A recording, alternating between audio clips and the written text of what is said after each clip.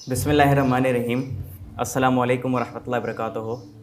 उम्मीद है आप सब लोग खैर खैरियत से होंगे और आप लोगों का वक़्त अच्छा गुजर रहा होगा। ज़्यादा टाइम मैं नहीं लेना चाहूँगा आपका, और चूँकि कोविड भी है और एसओपीज़ का ख्याल रखना हमारा हम सब के लिए ज़रूरी है। तो जितने लोगों आप में से जितने लोगों ने मास्क पहना है वो डेफिनेटली अप्रिशिएट देम, और जितने लोगों ने नहीं पहना है आई टेम देम कि दोबारा ज़रूर पहन के आएँ। क्योंकि देखिए आजकल के हालात ऐसे हैं कि ये पहनना हमारे लिए मैंडेटरी हो गया है, क्योंकि कोविड आ गया है, स्प्रेड हो गया पूरी दुनिया में। तो इजीली ये वायरस आपके ऊपर अटैक कर सकता है, आपको डैमेज कर सकता है। और कितने सारे लोग हमारी आंखों के सामने मर चुके हैं और कितने सारे लोग बाकी की पूरी दुनिया में मर रहे हैं। इंडिया में आप देखें कैसे हालात चल रहे हैं, बाकी की अमेरिका में देखें कैसे हालात चल रहे हैं। बिजनेसेस बंद हो चुके हैं, सब कुछ बंद है, सब लोग घरों में कैद पड़े हुए हैं। तो प्लीज़ थोड़ी सी अपनी सेहत का भी ख्याल ज़रूर रखिएगा। आज हम जनरली बात करने जा रहे हैं, कुछ ऐसे पॉइंट्स हैं जो कि मैं डिस्कस करना चाहता हूं। और आप सब लोग यूथ हैं, आप सब लोग जो हैं लर्नर्स हैं, जो सबसे बड़ी बात है, स्टूडेंट्स हैं, जो कि एक बहुत अच्छी बात है और एक बहुत बड़ी बात है।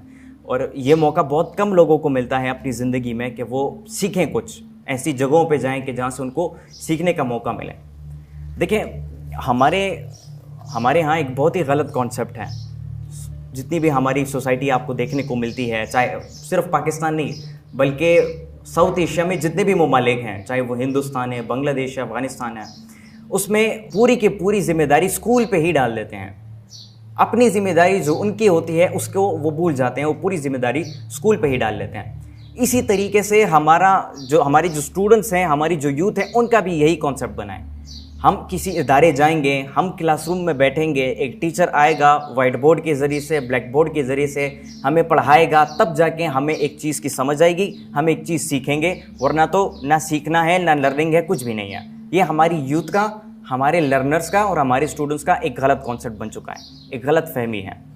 और अगर इसी के ऊपर बात करें, यही चीज़ जो है फिर लीड करती है नकल की तरफ। हमारे नौजवान नकल भी करते हैं, रट्टा भी लगाते हैं, एग्जामिनेशंस में वो नकल करते हैं ताकि अच्छे नंबरों से पास हो जाए। ये अच्छे नंबरों को कॉन्सेप्ट यही से आता है कि आप सिर्फ इदारों के ऊपर डिपेंड करते हो, अपने आप के ऊपर आप डिपेंडेंट नहीं रहते हैं। ये एक बहुत ही गलत कॉन्सेप्ट है।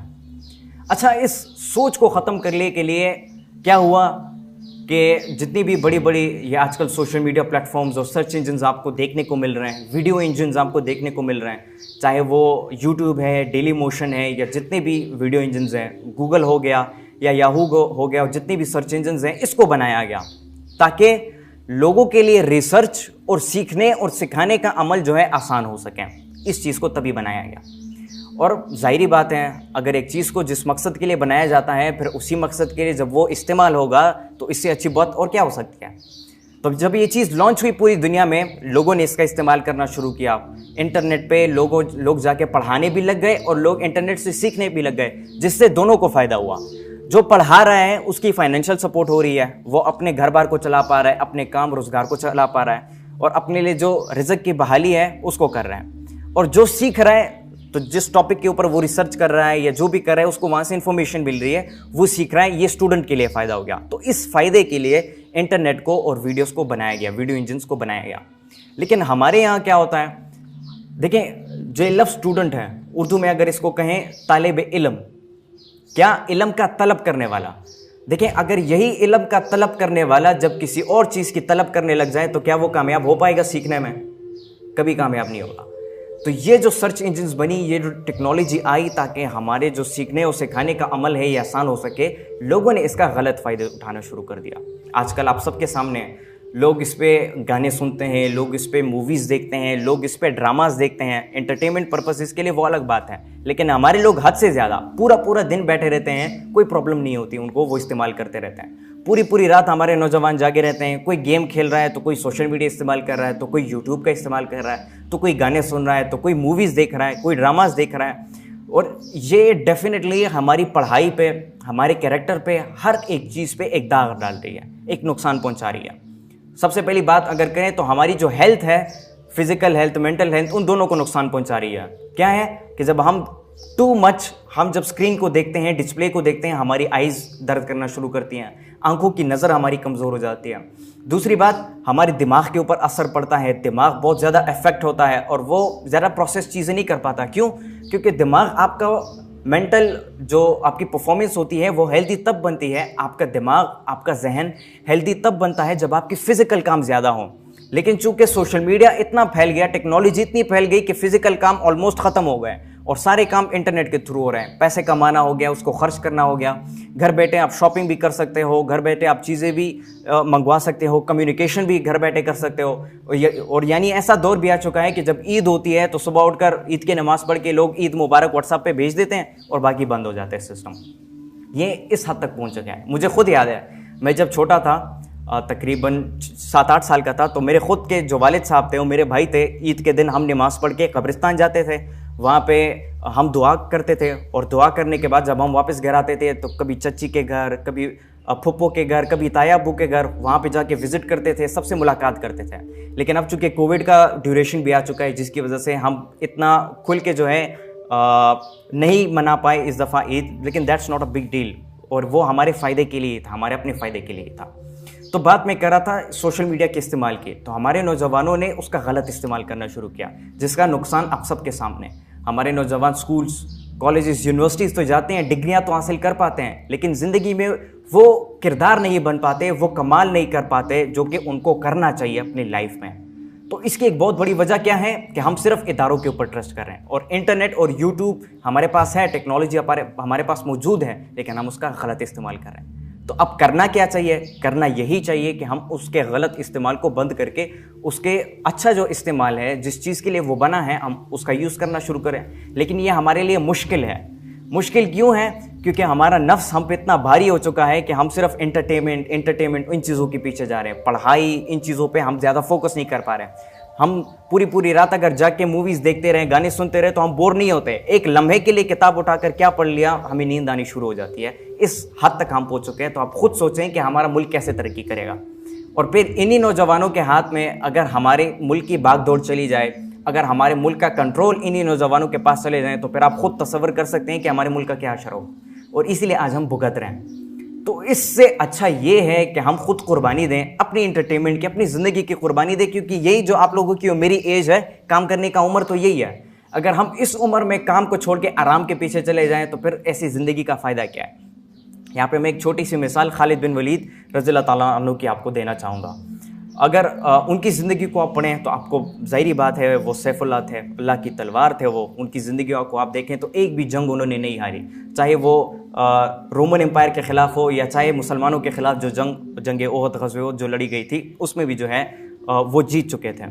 तो उनकी ज़िंदगी के एक एग्ज़ाम्पल मैं आप सबको बताना चाहूँगा। एक दफ़ा जो ईसाई थे उनके साथ मुसलमानों की जंग हुई, और उस वक़्त में हज़रत मुहम्मद सल्लल्लाहु अलैहि वसल्लम जो है इस दुनिया से पर्दा फरमा चुके थे। तो उस दौर में अबू हुरैरा रज़ियल्लाहु ताला अन्हु जो है वो मुसलमानों को लीड कर रहे थे। तो खालिद बिन वलीद रज़ियल्लाहु ताला अन्हु कुछ सिपाहियों के साथ चले गए। मेरे ख्याल से उलमा जो है वो 60 सिपाही कहते हैं कि उनके साथ वो चले गए, और तकरीबन 3 से 4 लाख ईसाई थे जिनका वो मुकाबला करने लगे।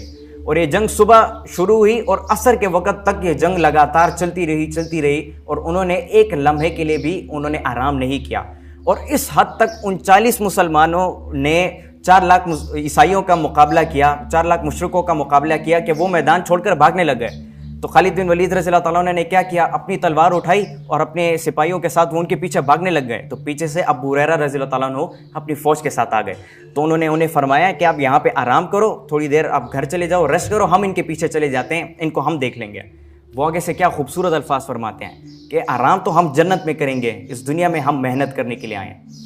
तो वो उस एज में भी वो मेहनत करते रहे, ठीक है। वो जितने भी मुशरिक थे, जितने भी कुफ़ार थे, उन सब के ख़िलाफ़ लड़ते रहे। और हम इस उम्र में भी, जो कि काम का उम्र है, मेहनत करने का उम्र है, हम इसमें घर बैठे आराम कर रहे हैं, जो कि एक बहुत ही गलत बात है। तो इंटरनेट और टेक्नोलॉजी का अच्छा इस्तेमाल करना शुरू करें, अपने फ़ायदे के लिए इस्तेमाल करना शुरू करें, क्योंकि आप अपने आप को खुद ही नुकसान पहुँचा रहे हो। आपको पता भी है कि ये मेरे लिए नुकसानदेह है, लेकिन फिर भी आप इसको कर रहे हो। इससे बड़ी जहालत की बात क्या होगी हमारे लिए? हमारी स्कूल जाने का, कॉलेज जाने का, यूनिवर्सिटी जाने का, डिग्री हासिल करने का क्या फ़ायदा? फिर समझ आ रही है मेरी बात आपको? एक बात मैं करना चाहूँगा एंड में, रिस्पॉन्सिबिलिटी की। रिस्पॉन्सिबिलिटी हम सब जानते हैं क्या होती है, हमें कैसे अपनानी चाहिए, उससे क्या फ़ायदा होगा हमारी ज़िंदगी में, वो आप सब मुझसे बेहतर तरीके से जानते हैं। मैं सिर्फ इतना कहना चाहूँगा कि देखें, एहसास ज़िम्मेदारी एक इंसान को बहुत बड़े लेवल तक पहुँचा सकती है। एक अमेरिकन जो है मिलिट्री से ताल्लुक़ रखने वाला एक शख्स था, वो एक दिन स्पीच डिलीवर कर रहा था।